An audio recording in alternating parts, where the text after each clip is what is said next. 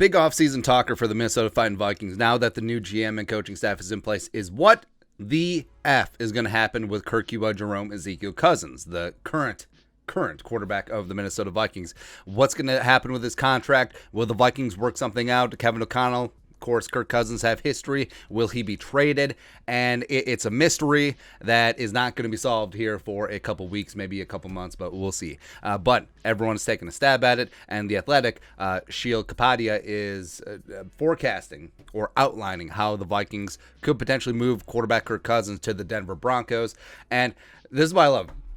So this is a site heavy on Broncos, and it's one of those aggregator sites that has a page for every single team. Heavy on Vikings is a really good one. Go check it out. And I love how we've gotten to the point where it's just shameless headline grabbing. And of course, we're guilty of this too, man, because we got to eat, baby. But heavy, if you see them on Facebook or Instagram, it's just like NFL writer predicts Broncos will trade for 3-time Pro Bowl quarterback. Like that's a very nice way to gussy up. Hey, you asked to trade for Kirk Cousins, but it's hilarious, man. So we're going to go through this here.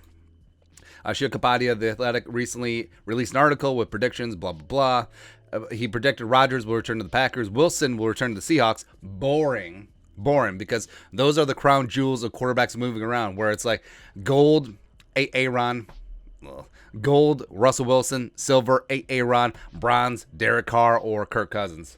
Great. Well, no, Kirk Cousins is the participation medal. Yeah, but he's predicting that the Broncos, who hold the number 9 overall pick in this year's draft, will trade for Kirk Cousins. This is what he wrote.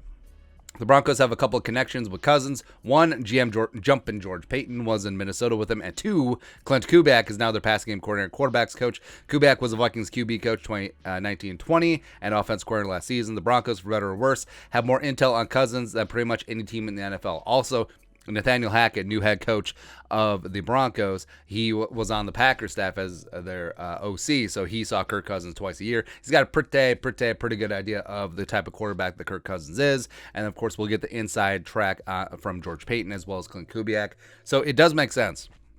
Personally, I think that the Broncos will take a big swing at Rodgers. They'll take a big swing at Russell Wilson.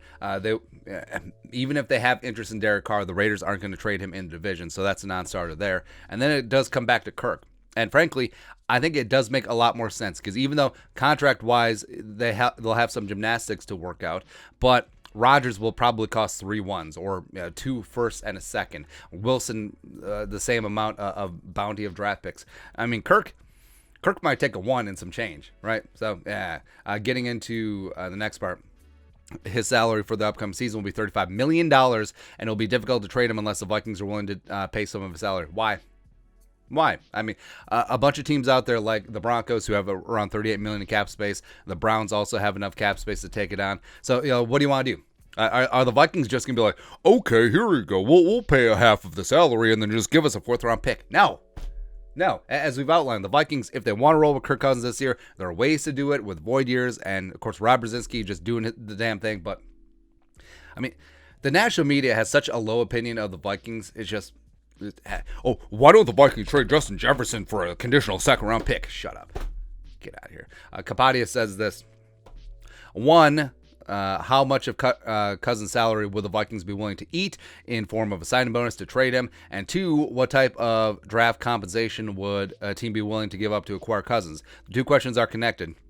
If the Vikings are willing to pay, say, $25 million, not happening, just an extreme example to explain the point, of Cousins' salary, and the new team was on the hook for just $10 million in 2022, all of a sudden becomes more attractive, and a team might be willing to give up significant draft capital. Meanwhile, if the Vikings refuse to pay any of the $35 million, well, now nobody's going to give up even a conditional 7th. The last line is complete bullcrap. It is. Where, hey, the Vikings are the ones with the leverage here. They can walk away. They're fine with Kirk Cousins. They can kick the can down the road. They can work out his contract. It's fine, right? So, and it's not like the Vikings have to get rid of him. Like, this is not a Deshaun Watson situation. And, hey, the team that is trading for Kirk Cousins, they're the ones that need to make a deal happen. Because if you're the Broncos, Drew Lock is not the answer. Teddy did not work out. And if Rodgers stays in Green Bay, and if Wilson stays in Seattle, you're not getting Derek Carr. Even at 9, the quarterbacks in this draft, feh.